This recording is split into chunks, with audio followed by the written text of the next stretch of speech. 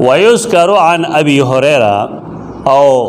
ذکر کولی شي د ابو هريره منصوب چې دا مرفوع ویل دی چې لا يتطوع الامام فی مکانه لا يتطوع الامام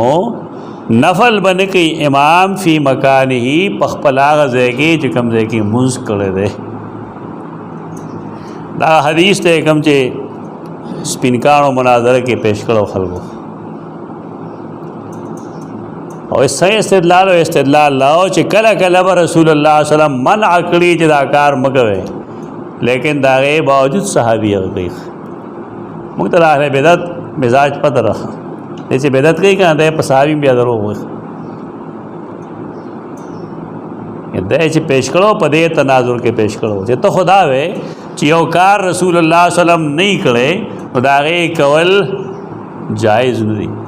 مونږ بتا دا سه کار خو یو چې رسول الله صلی الله علیه وسلم د یو سیز نه منع کړی دا صحابي کړل نه دا پاره دا ته صحیح بخاری دا حدیث پیش کو د دې مناظره دا پاره لیکل ما کړو اشته ما سره چرته کې زرو باسم او ما خطوط ما دا ټول مناظره شوی دا ټول دلایل دا سوال بګی ما لیکل او دې جواب ما لیکل جواب دا چې امام بخاری بخپل وی چې ولم یصح دا حدیث صحیح نه دا خیال لا چې دا بخاری نو والا ما دا ټول غلی شيخ نو استاد محترم او مولوی عارف الله ادوار وبخي ناری ورته ویل چې امام بخاری خپل دې لیکي چې لم یصح هغه یې خو بخاری کې دا څه حدیث می چې لم یصح تا بخاری ویل نه اپا کېو اتې دې خبره راغلی مولوی عارف سے وہ مولانا فضل حق سے وہ اور کسان یو بل هغه صفات شوی دی رستم کې و نو مالک یو کس هغه نو ما ته د خبره کوله چې شیخ عبد السلام څخه کوم شاګردان و هغه ډېر تکړه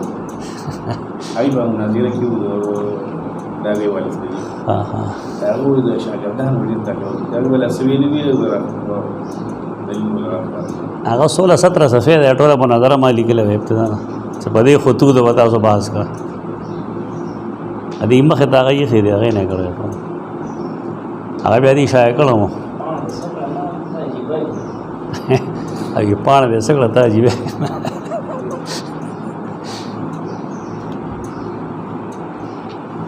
دا لم یصح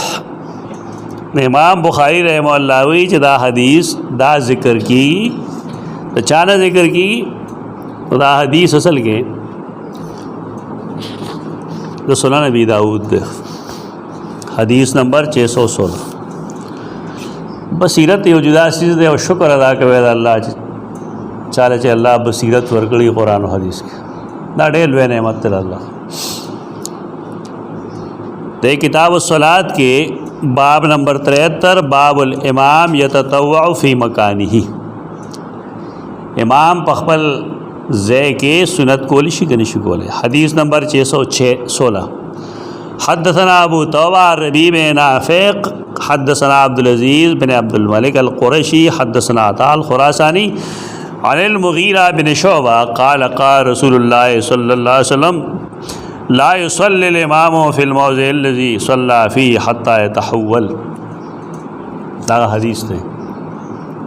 دے سند دے کم جمع ہوئے امام ابو داود دا حدیث نقل کر دے اور پسی وہی قال ابو داود دے قال ابو داود مانے چاکار کر دے گا نا سو کی گوری نا چاچے دور حدیث کری دی مانے قال ابو داود وہی ہم پاسے بھی وہی وندا ډېر نږدې قال ابو داود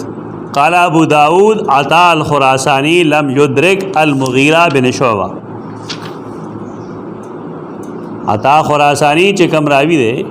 نو د مغیرہ بن شعبہ زمانہ نه د مونږ حدیث منقطع دی په کوم ورځ چې مغیرہ بن شعبہ وفات شوی دی نو په ورځ عطاء خراسانی پیدا شوی دی